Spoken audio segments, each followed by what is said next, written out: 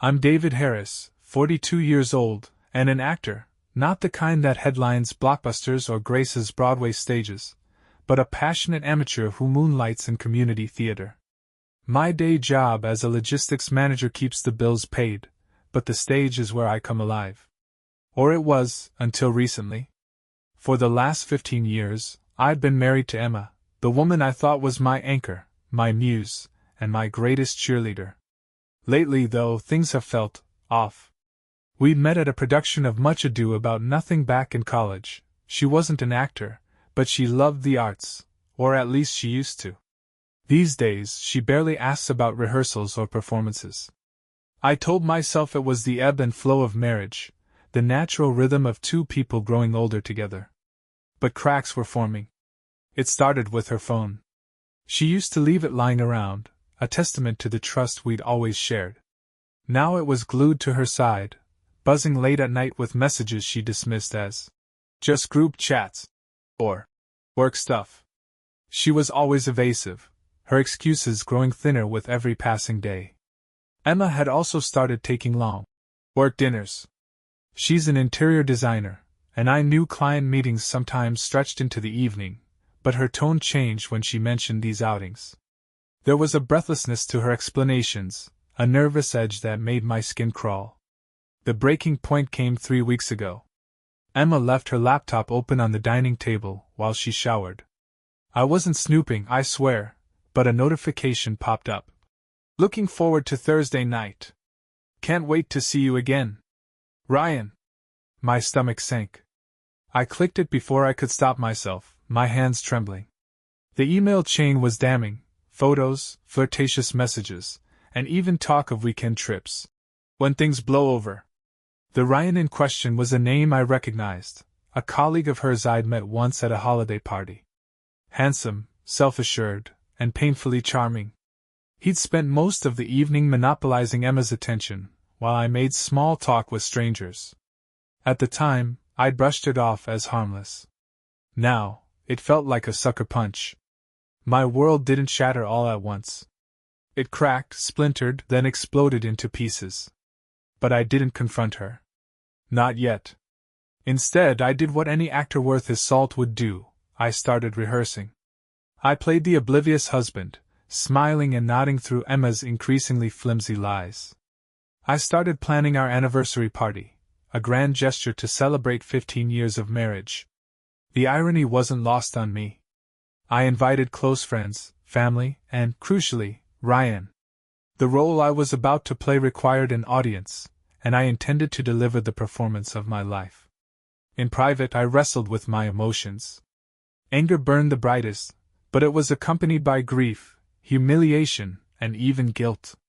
How had I missed the signs? Was I so consumed by my passion for acting that I'd ignored the stage of our marriage crumbling beneath my feet? The questions circled like vultures, but they'd have to wait. I had a plan to execute. The party invitations went out, and Emma, to my surprise, seemed genuinely excited. Perhaps she thought my efforts were proof of my ignorance. Perhaps she believed she'd gotten away with it. Either way, her enthusiasm only fueled my resolve.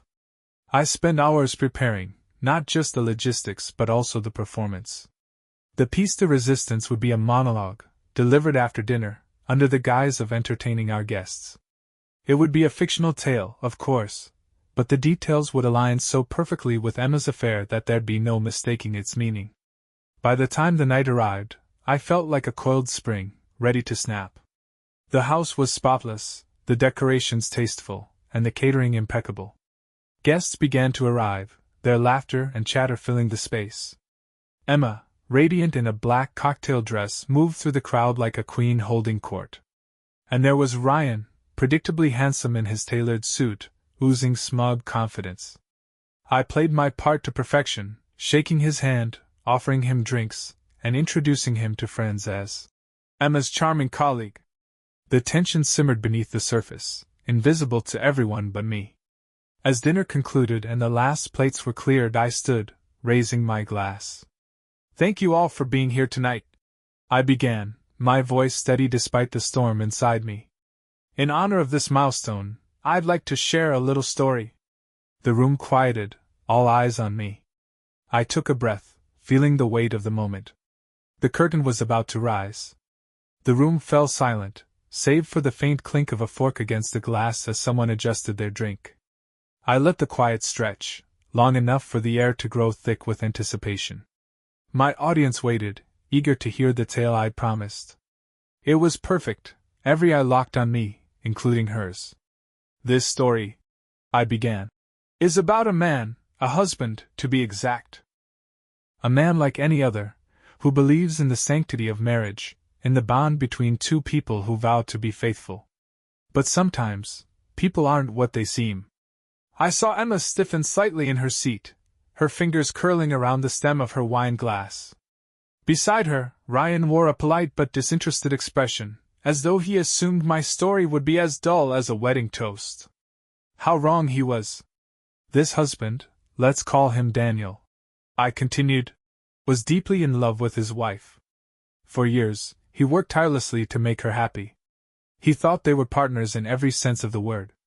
But one day, Daniel noticed things, small, seemingly insignificant things. I paused, letting the weight of my words sink in. Emma shifted again, her smile beginning to falter. She darted a glance at Ryan, who now looked slightly more attentive. She became different. Distant, I said. Her phone, once left carelessly on the counter, was suddenly a permanent fixture in her hand. Dinners with friends became excuses to stay late at work. And there was always someone new she mentioned in passing, a colleague, friendly and helpful, who just so happened to share her laughter in a way Daniel hadn't seen in years. Emma's fingers tightened on her glass. She wasn't smiling anymore. Daniel, being the trusting fool he was, brushed it all off. He told himself he was imagining things, that his wife loved him, as she always had. But then, one evening, he found something. Not by accident, but because curiosity, no, instinct, got the better of him. The weight of my gaze lingered on Emma. An email, I said, my voice calm but deliberate. It was short, playful, with just enough detail to paint an unmistakable picture. The message was signed, looking forward to our next meeting. R. A murmur rippled through the guests, soft but unmistakable. Emma's face was pale now, her eyes locked on me, wide with disbelief. Ryan's confident posture began to collapse, his shoulders tensing. But Daniel didn't act immediately. I went on. No, he realized he needed more than suspicion, he needed certainty. So, he did what any devoted husband might do, he watched. He played the fool, biding his time, gathering evidence. He waited, not out of cowardice, but for the perfect moment. I let the silence hang, the tension in the room nearly suffocating. Every guest leaned forward slightly, their curiosity morphing into unease. They were starting to realize this wasn't a typical party anecdote. And tonight, I said, my voice firm, Daniel decided it was time to reveal what he'd found. The room erupted in whispers. Emma's eyes were wide with panic, her composure cracking. She opened her mouth as if to speak, but no words came out. Ryan looked down at the table, his face a mask of discomfort. I raised my glass, pretending not to notice the chaos I'd sown. To loyalty, I said, my voice steady. And to truth, no matter how ugly it might be. For a moment, nobody moved. Then one of Emma's friends let out an audible gasp, her hand flying to her mouth. The realization hit like a tidal wave, washing over the room. Guests looked from Emma to Ryan, their expressions shifting from curiosity to shock and, in some cases, disgust. Emma stood abruptly, her chair scraping against the hardwood floor. David, she said, her voice trembling, can I speak to you privately? Why? I asked, feigning ignorance. Surely there's nothing to hide, Emma. After all, tonight is a celebration of us. She faltered, glancing around the room, desperate for support. But there was none to be found. Ryan, the man who had boldly laughed at my jokes earlier, sat frozen in his chair, sweat beading on his brow. The smugness had drained from his face entirely. I think we're done here, Emma said finally, her voice brittle. She grabbed her clutch and made for the door, but the party guests weren't about to let her off so easily. Murmurs turned into audible whispers, snippets of conversation reaching my ears. Is this real? What's going on? Was he talking about them? As Emma crossed the threshold, Ryan rose hastily, muttering something about needing to make a phone call. He didn't follow her right away, though. Instead, he avoided the gazes of everyone around him, standing awkwardly by the drinks table. I remained at the head of the table, letting the moment linger. The fallout was exactly what I'd envisioned, the perfect climax to the scene. My voice cut through the growing hum of conversation. Ladies and gentlemen, I said with a small smile, I'd like to thank you all for being here. And to Emma and Ryan, well, I suppose the story speaks for itself. I took a sip of my wine, savoring the silence that followed. The silence in the room was deafening, the kind that grips a crowd when the air has been sucked out of the space. Guests stared, wide-eyed, at me, at each other, and then at the door where Emma had disappeared moments ago. The humiliation lingered in the air like a thick fog, heavy and suffocating. Ryan stood awkwardly by the drinks table, his face flushed, his polished confidence shattered. A few people whispered his name, their expressions a mixture of disbelief and reproach. He glanced at me briefly, his lips parting as though to say something, but whatever words he might have offered were quickly swallowed. I held his gaze for a moment, daring him to speak, and when he didn't, I turned my attention back to the guests. Please, I said, gesturing toward the bar and dessert table. Enjoy yourselves. It's still a party. Nobody moved. The clinking of a spoon against glass broke the quiet as someone nervously adjusted their drink. My eyes scanned the room, taking in every stunned expression, every raised eyebrow, and every tightening jaw. This was exactly what I had imagined, no, what I had planned for. It wasn't just about Emma or Ryan. This was about laying bare the truth in a way either of them could run from. Someone finally cleared their throat. It was Samantha, a longtime friend of Emma's and a frequent visitor to our home. Her painted lips formed a tight, uncertain smile as she addressed me. David, was that? Were you serious? Her question was a lifeline for the other guests, giving them permission to join the growing tide of curiosity. All eyes fell on me again. I took a measured sip of my wine, then nodded. Every word. A murmur spread through the crowd, disbelief turning into buzzing chatter. Samantha's hand flew to her chest as though the truth had physically struck her. Oh my God! I can't believe. I mean Emma? And Ryan? Ryan stiffened at the sound of his name, his discomfort finally bubbling over into action. He stepped forward, his tone sharp with desperation. David, I think this has gone far enough. Far enough? I repeated, arching an eyebrow. I disagree. It seems we're just getting started. Look, Ryan stammered, his hands gesturing vaguely. You've made your point. Whatever you think you know. Oh, I know plenty, Ryan, I interrupted, my voice cool and steady. But please do go on. Explain yourself. I'm sure everyone here would love to hear it. His mouth opened and closed like a fish gasping for air, but no explanation came. A ripple of unease spread through the guests as they exchanged glances, their curiosity now tinged with judgment. It was the perfect moment to deliver my next line. You know, I said, setting my glass down with deliberate care. I considered handling this privately. But then I thought, why should I be the only one to bear the weight of their betrayal? Why not let everyone see the truth for what it is? David, Samantha interjected, her tone cautious. Don't you think? What, that I should let them save face? I cut in, my gaze sweeping the room. That I should quietly pretend my wife didn't cheat on me with a man who sat at my dinner table? No, Samantha. I don't think that at all. The rawness of my words silenced any further objections. For a moment, I allowed myself to revel in the power of honesty, in the catharsis of exposing their lies. It wasn't just vindictive, it was justice.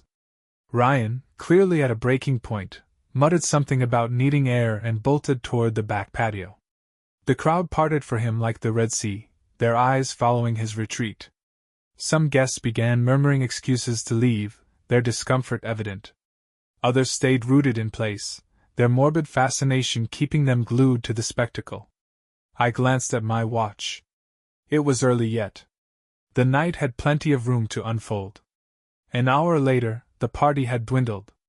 The guests who stayed behind were the ones who thrived on drama, hungry for every salacious detail. Samantha, unable to resist, finally broke the silence as she cornered me near the bar. "David," she said, her voice pitched low, "was it really necessary to do it like this?" "Necessary?" I echoed. "I suppose that depends on your perspective. Would you rather I let them continue their affair behind my back? Let Emma build our future on a foundation of deceit?"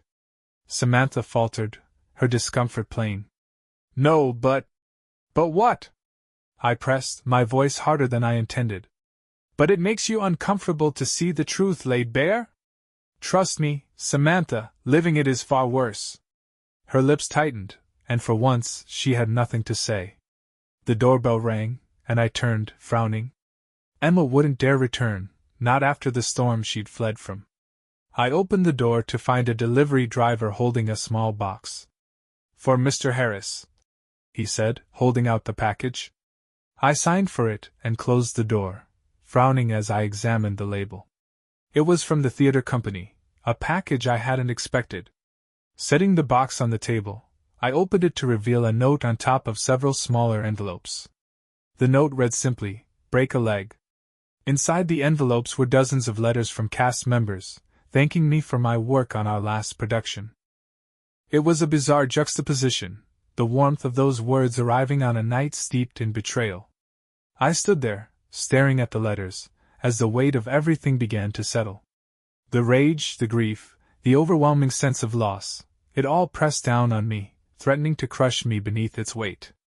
But I wasn't broken. Not yet. The room had finally emptied, leaving me alone with the wreckage.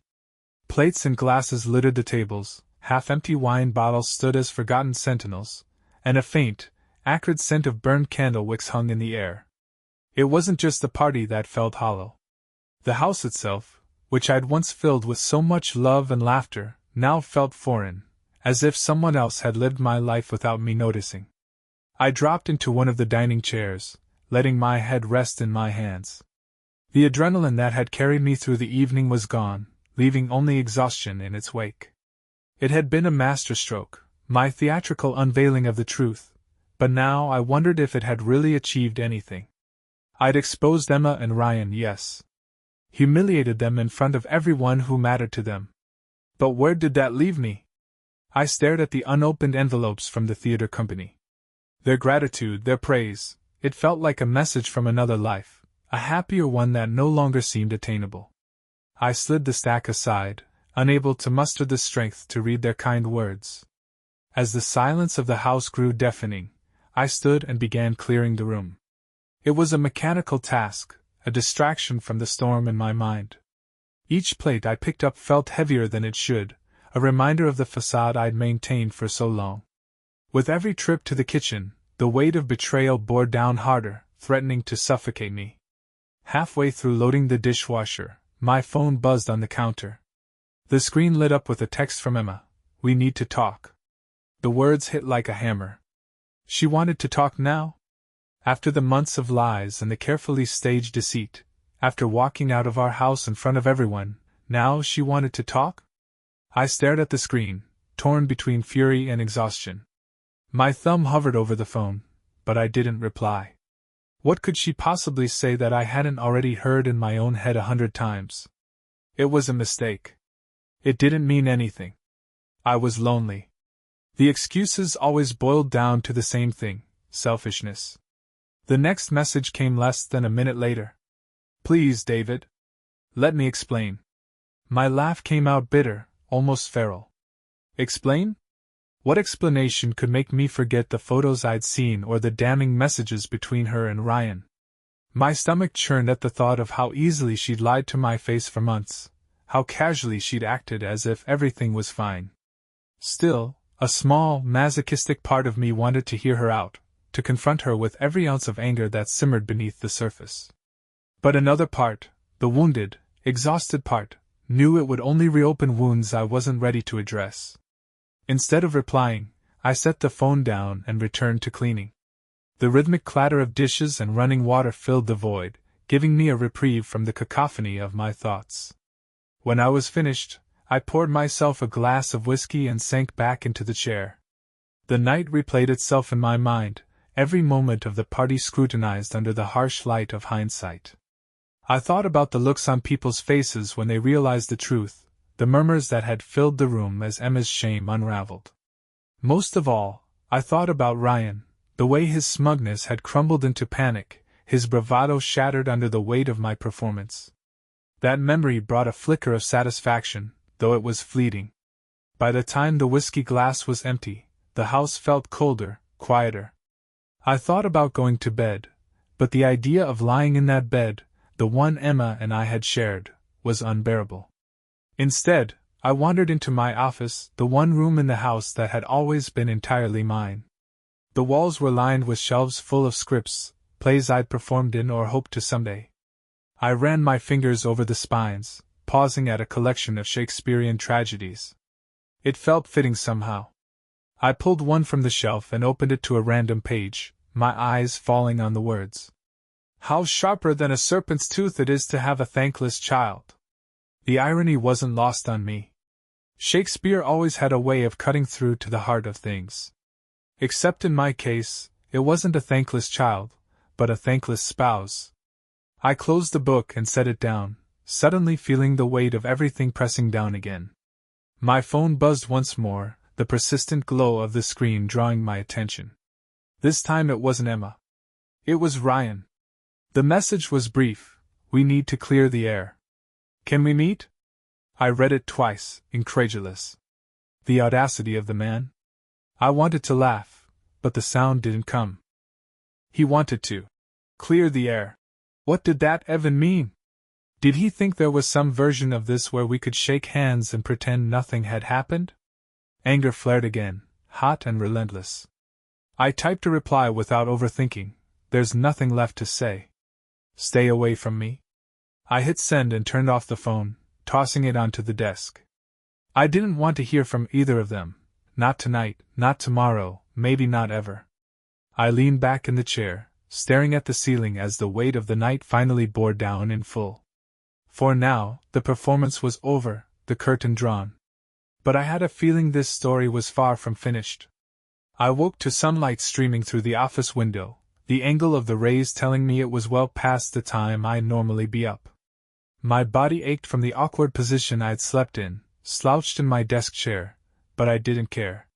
Sleep had been fleeting at best, and the whiskey hadn't helped. For a moment, I let myself forget the night before.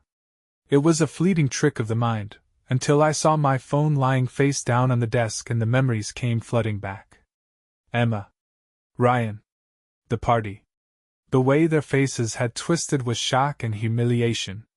The anger returned almost immediately, a dull thrum beneath my ribs. I grabbed my phone, half expecting more texts. Sure enough, there were 5 missed calls from Emma and 2 voicemails. A quick swipe revealed a message from Ryan as well, a single line that was almost laughable in its tone. Let's talk like adults, David. I tossed the phone back onto the desk without listening to the voicemails or replying to Ryan. Whatever apologies or excuses they had to offer would only serve to deepen the wound. I wasn't ready to hear them, not now, maybe not ever. I made my way to the kitchen, my body moving on autopilot as I brewed a pot of coffee. The house felt eerily quiet, the absence of Emma's usual morning routine impossible to ignore. No clatter of plates, no faint hum of her favorite morning show playing in the background. Just silence. The coffee tasted bitter, but I forced it down, needing something to anchor me. My eyes wandered to the empty chair at the dining table where Emma used to sit, scrolling through her phone or flipping absent-mindedly through a magazine. The image of her there, so familiar yet now so foreign, made my chest tighten. I couldn't stay in the house. Not today. Not with the memories pressing in from every corner. A short drive brought me to the theater, my sanctuary in better times. The building was quiet, the usual buzz of rehearsals replaced by the distant hum of a vacuum cleaner somewhere in the back. I let myself into the small dressing room I always claimed during productions, the walls plastered with flyers and posters from shows past. Sitting at the vanity, I stared at my reflection. I looked older, more worn, the weight of betrayal etched into the lines around my eyes and mouth. The makeup drawer beneath the mirror held an odd collection of odds and ends, half-empty powder compacts, dried-out eyeliner pencils, and a few handwritten notes, from castmates wishing me luck in various productions. It was there, in the quiet of the dressing room, that I let myself feel the grief I'd been holding at bay. The anger had carried me through the party, fueled every word of my monologue, but now it was giving way to something colder, heavier. I thought of the years I'd spent with Emma, the life we'd built, the plans we'd made. All of it had been a lie, crumbling beneath the weight of her deceit. For the first time since the discovery, I cried. Not the dramatic, heaving sobs of the stage, but the quiet, shuddering kind that steals your breath and leaves you hollow. It was a release I hadn't known I needed, but it didn't make me feel any lighter. Afterward, I leaned back in the chair, letting the silence settle once more. The dressing room felt like a cocoon, safe from the outside world, but I knew I couldn't stay there forever. The phone in my pocket buzzed again, but I ignored it. I didn't need to look to know it was Emma or Ryan. Later that afternoon, I found myself at the park where Emma and I had once spent lazy Sundays reading and feeding ducks by the pond.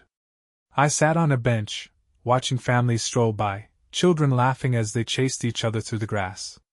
It was a cruel contrast to the turmoil inside me. An elderly man on the bench next to mine struck up a conversation, commenting on the weather and the state of the park. His voice was warm and kind, a reminder that not everyone in the world was a liar or a thief of trust.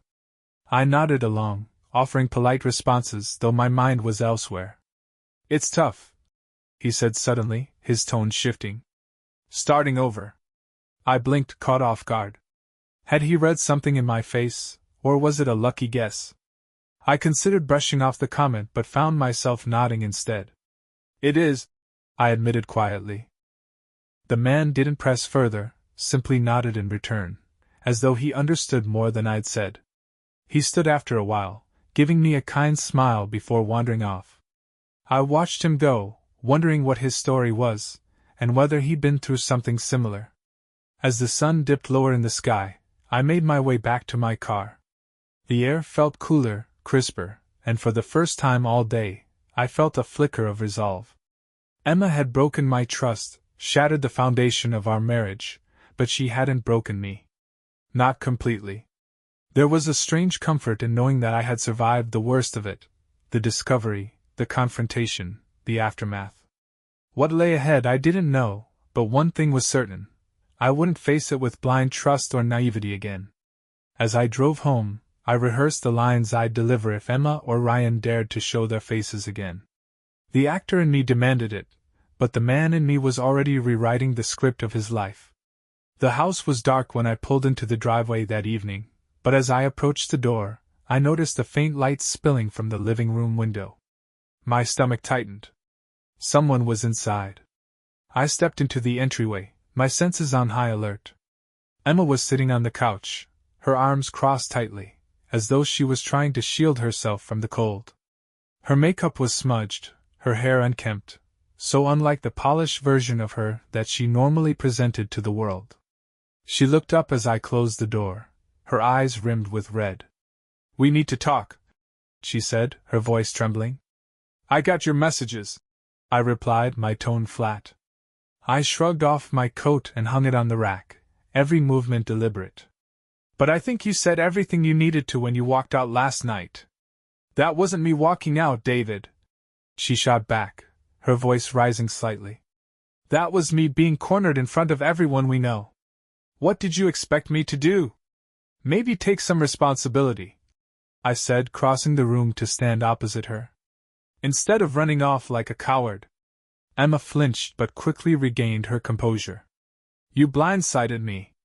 You humiliated me. You humiliated yourself," I shot back. "All I did was hold up a mirror." For a long moment, the only sound was the soft ticking of the clock on the mantel. She stared at me, searching for something, sympathy, forgiveness, A way out of the mess she'd created. Whatever it was, I didn't offer it. "Why didn't you just talk to me?" she asked finally, her voice quieter now. "Why did you feel the need to make it so public?"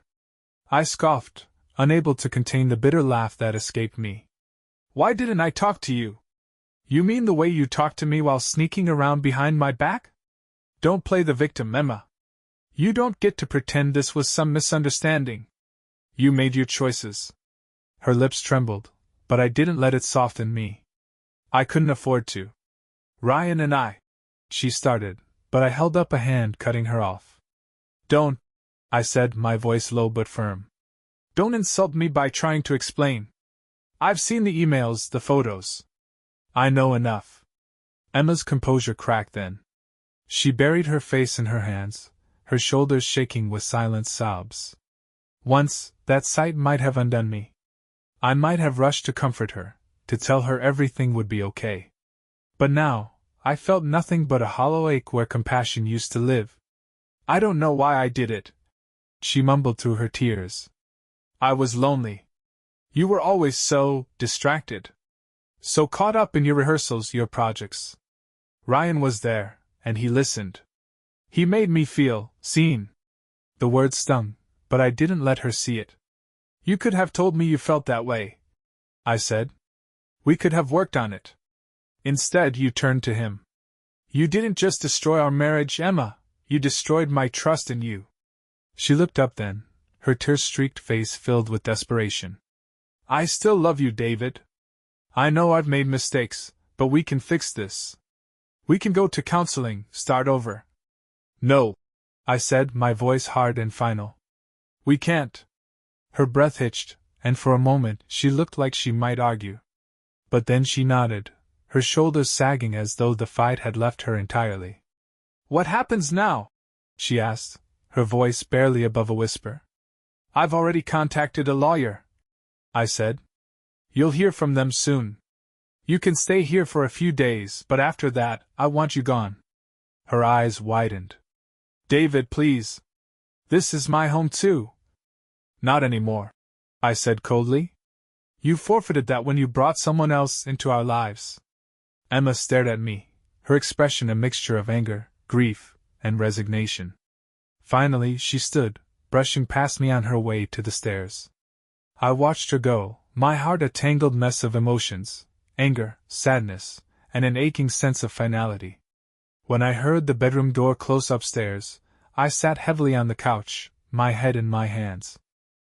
The weight of everything pressed down on me, but beneath it all, there was a sliver of relief. The worst of the confrontation was over. Now, it was just a matter of taking the next steps, one painful day at a time. I sat there for hours, long after the house had gone quiet again.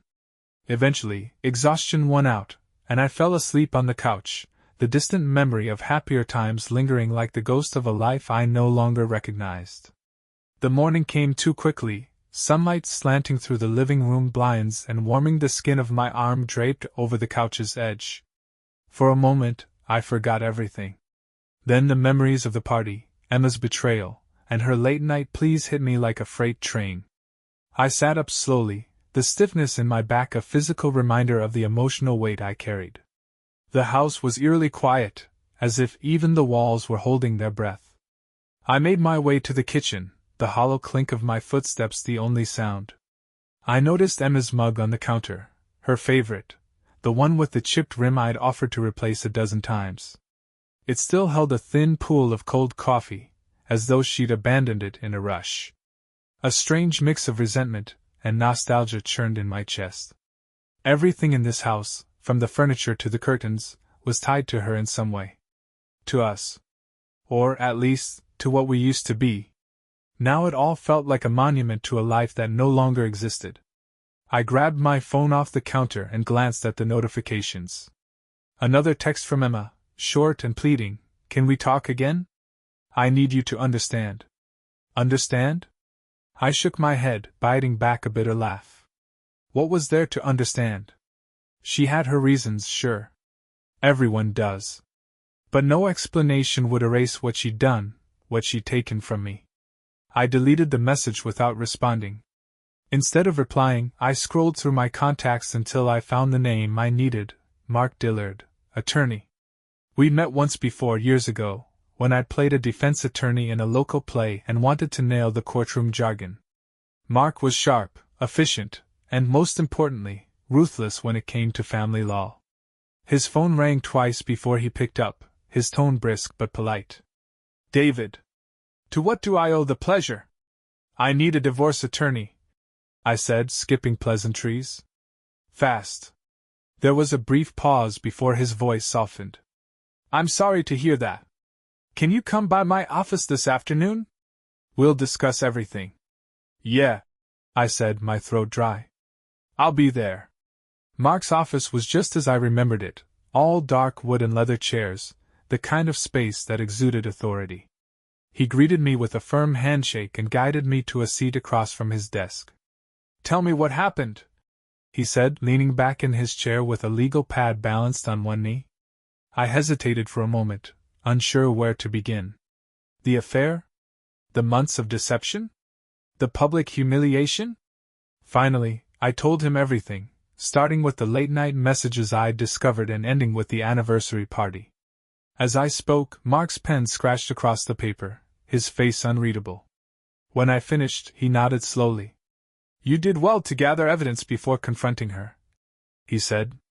"The emails and photos will make this a lot easier. Judges don't look kindly on infidelity, especially when it's this blatant." "What about the house?" I asked. "I want her out." "That depends," Mark said, setting his notepad down. "You're the primary owner, correct?" "Yes." "The mortgage is in my name. She contributed to utilities and groceries, but that's it. Then it shouldn't be an issue. We'll file for exclusive occupancy, which will require her to leave the premises during the divorce proceedings. It's not immediate, but it's enforceable." The thought of Emma packing her things and leaving the house gave me a grim sense of satisfaction. I nodded, feeling a flicker of relief for the first time in days. Mark leaned forward, his expression serious. "This won't be easy, David. Divorces, especially messy ones like this, can bring out the worst in people. Are you ready for that?" I met his gaze, my jaw tightening. "I don't think I've got much of a choice." When I returned home that evening, Emma's car was gone. The absence felt like both a relief and an ache. I knew she'd be back eventually. Her clothes were still in the closet, her toiletries on the bathroom counter. But for now, I had the house to myself. I spent the evening packing away her things. I started small: her books from the shelf in the living room, her favorite throw blanket from the couch. Each item was a reminder of the life we'd built together, but I forced myself to think of them as clutter rather than memories. By the time I finished, there was a growing pile of boxes near the door, labeled in black marker, Emma. I stood over them, my chest tight but resolute. This was a step forward, I told myself. A step toward reclaiming my life. I poured myself a drink and sat on the back porch, the cool night air a welcome contrast to the storm in my head. As I sipped the whiskey, I thought about the years ahead, the empty spaces Emma would leave behind, the challenges of starting over at 42. It wasn't just daunting, it was terrifying. But it was also necessary. She'd made her choice. Now, I was making mine. As the stars came out, I felt the first faint stirrings of something I hadn't experienced in days: hope. It was fragile, a whisper rather than a shout, but it was there. And for now, that was enough. The next few days passed in a blur of motions that felt mechanical, disconnected from any sense of normalcy. Emma returned intermittently, slipping in and out of the house at odd hours, her presence an unwelcome reminder of what I was trying to move past. She avoided me for the most part, but when our paths crossed, her face held a strange mix of guilt and defiance. It was almost as if she wanted me to confront her again, to reignite the argument, to give her a chance to explain herself further. I didn't take the bait. Mark filed the paperwork with swift efficiency, and by midweek, Emma was served with divorce papers. She came home that night in a fury, slamming the front door hard enough to rattle the pictures on the walls. "You didn't have to do it like that," she yelled, cornering me in the kitchen. "Do what?" I said, my voice calm but cold. Start the process? You expected me to wait around while you decided whether you wanted to rebuild what you destroyed? Her eyes blazed with frustration. You didn't even give me a chance to fix things, David.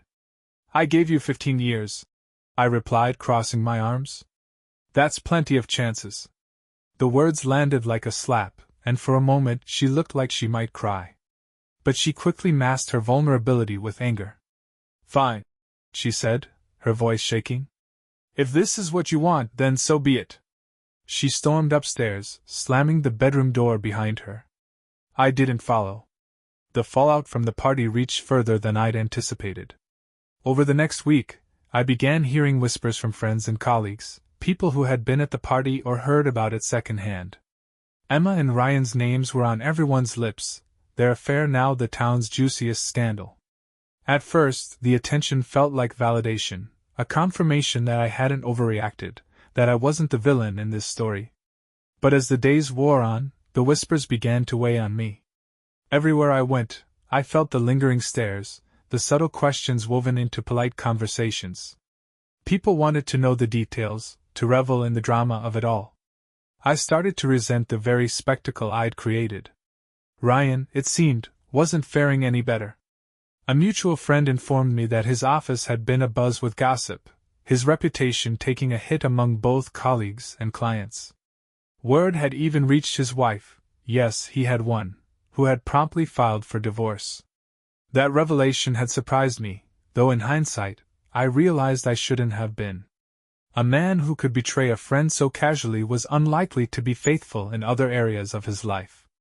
I tried not to let Schadenfreude overtake me, but it was difficult not to feel some satisfaction in seeing Ryan's world crumble alongside mine. One evening, as I walked into the theater for an impromptu meeting with the director of our next production, I was greeted with cautious smiles and sidelong glances. Theater people thrive on drama, and my personal life had become a source of endless fascination. David, the director, Carol, said as I entered. Her voice was warm, but there was a hesitation in her tone. How are you holding up? I forced a smile. I've been better, but I'm managing. She nodded, gesturing for me to sit. I've been meaning to talk to you. About everything. Here it comes, I thought. The awkward attempt to address the elephant in the room. We're all behind you, she continued, her expression earnest. What you did at the party was, well, it was bold. A little dramatic, maybe, but I suppose that's to be expected from you. I chuckled softly, though the sound lacked humor. It wasn't exactly my finest performance. On the contrary, she said. I think it's one people will remember for a long time. Her words were meant to comfort, but they only deepened the ache in my chest. I didn't want to be remembered for this, for airing my pain like a public spectacle. I wanted to move on, to rebuild something meaningful out of the ruins. That night, back home, I found myself in the office again, staring at the pile of scripts on my desk. My hands itched to pick one up, to lose myself in the words and characters, but I couldn't muster the energy. The stage, once my sanctuary, now felt tainted by the reality I'd unleashed upon it. Emma was upstairs, the faint sound of her pacing audible through the ceiling. It was strange, the way we coexisted in the same house now, like strangers occupying a shared space. I knew her days here were numbered, but the inevitability of her departure didn't make the situation any less suffocating. I pulled out my phone and scrolled through my messages, stopping on one from an old friend, Josh, who had texted earlier that week, "If you ever need to get away, I've got a spare room." No questions asked? The idea was tempting. Leaving the house, even temporarily, might give me the clarity I needed. But a part of me resisted the thought of running away. This was my home, and I wasn't about to let Emma's choices push me out of it. As the hours ticked by, I made a decision. Tomorrow, I would start clearing out the remnants of our life together. Not just the physical clutter, but everything. The photos, the keepsakes, the little reminders that served no purpose now but to reopen wounds. This was my life now, a blank stage, waiting for a new script. It was up to me to decide what story came next. The next morning, I woke with a sense of determination I hadn't felt in weeks. The house, heavy with the weight of shared memories, felt less like a battlefield and more like an opportunity, a blank canvas waiting for new strokes. If I was going to move forward, I needed to take control. No more waiting, no more wallowing. I started in the bedroom. The closet was still filled with Emma's clothes, rows of blouses and dresses, shoes lying neatly on the floor. They all carried her scent, a floral perfume I used to find comforting but now could hardly stand. One by one, I pulled each item from its hanger, folding them into boxes I'd labeled the night before. By the time I was done, the closet looked bare, almost unrecognizable, but it also felt like mine again. Next came the bathroom. Her makeup, her scented lotions, the little knickknacks she insisted on keeping on the counter, they all went into another box. The house began to feel lighter with each object I removed, as though I were exorcising the ghosts of her betrayal. I hesitated when I reached the photo albums in the living room. These were harder to deal with. They held snapshots of a life that had once been beautiful, memories of vacations, birthdays, and quiet evenings spent laughing on the couch. I flipped through one album, my fingers lingering on a picture of us on our anniversary trip to Paris. Emma was smiling, her arm around my waist, and I looked at her with an adoration so obvious it practically jumped off the page. That picture felt like a lie now, a distorted reflection of a life I thought was real. I closed the album and placed it in the box with the rest. Maybe I'd burn them later. Maybe I'd just let them sit in the attic until they faded into obscurity. Either way, they didn't belong in my life anymore. By early afternoon, the house had transformed. Emma's presence, once so deeply woven into every corner, was now reduced to a few stacked boxes by the door. The spaces she'd left behind felt empty, but there was freedom in that emptiness, a blank slate, ready for whatever came next. That evening, I returned to the theater, my first rehearsal since the party. Walking onto the stage felt like coming home, though it was bittersweet. The spotlight, the rows of empty seats, the faint scent of sawdust and paint, they were all familiar, but I wasn't the same person who had last stood here. The cast greeted me warmly, though I caught the lingering looks and whispered conversations. Everyone had heard about the party, of course. My performance had become legend, a scandal immortalized in hushed tones and exaggerated retellings. But for once, I didn't care. Let them whisper. Let them speculate. This was my space, and I wasn't about to let anyone take that from me. Rehearsal began with a scene from The Glass Menagerie, a play about broken dreams and fragile hope. I threw myself into the role, channeling every ounce of pain, anger, and grief into my performance. The words hit differently now, their weight resonating in ways they hadn't before. For the first time since the discovery, I felt alive, not just surviving, but truly alive. Carol, our director, approached me during a break, her expression unreadable. "That was incredible," she said finally. "Are you okay?" I nodded, wiping sweat from my brow. "I think I will be," I said, and for the first time, I believed it. When I got home that night, the boxes of Emma's belongings were still by the door. I hadn't heard from her since she'd stormed out days earlier, and a part of me hoped I wouldn't. But as I stared at the boxes, I realized I needed closure, not just for myself, but for the space we'd shared. I sent her a message, "Your things are packed. Come get them by tomorrow, or I'll have them dropped off somewhere." Her reply came almost immediately, "I'll be there in the morning." I put my phone down, exhaling deeply. Tomorrow, the last physical ties to her would be gone. The house, the life we'd built, it would finally be mine again. The next morning, Emma arrived as promised. She didn't linger. She barely looked at me as she loaded the boxes into her car. When she reached the last one, she paused, her hand resting on the edge of the trunk. "David," she said, her voice tentative. "I'm sorry." I met her gaze, searching for sincerity. There was some there, I supposed, but it wasn't enough. "I know you are," I said. "But it doesn't change anything." She nodded, her shoulders sagging, and without another word she got into her car and drove away. As I stood on the porch, Watching her taillights disappear down the street, I felt a strange mix of emotions. Relief. Sadness. Freedom. The chapter was closed, but the story wasn't over. I turned back to the house, the first rays of sunlight streaming through the windows. It felt different now, lighter, open, full of possibility. For the first time in weeks, I allowed myself to imagine what the next act might look like. And this time, I'd be the one writing the script. The house was mine again. Emma's things were gone, leaving behind empty spaces that once told the story of our life together. The silence in the house felt different now, less oppressive, more peaceful. It was the kind of quiet that promised a fresh start. For the first time in weeks, I felt like I could breathe. I spent the next few days reclaiming the space. I rearranged furniture, redecorated, and even repainted a few walls. It was a small act of defiance, a way of stamping my identity on a house that had been ours but now was just mine. I swapped out old photos for new ones, pictures of friends, family, and even a few from my time on stage. It felt like I was rebuilding not just the house, but myself. At the theater, life carried on. Rehearsals became my refuge, a place where I could channel the raw energy of my emotions into something constructive.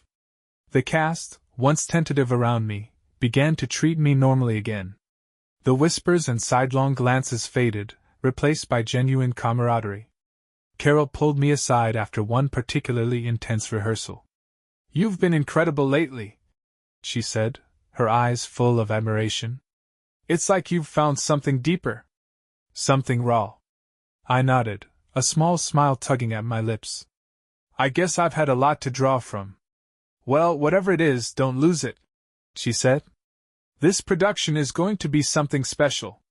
For the first time in a long while, I felt proud, not just of my work on stage, but of how far I'd come since the night everything fell apart. One evening, as I was sorting through some old boxes in the attic, I came across a scrapbook Emma had made early in our marriage.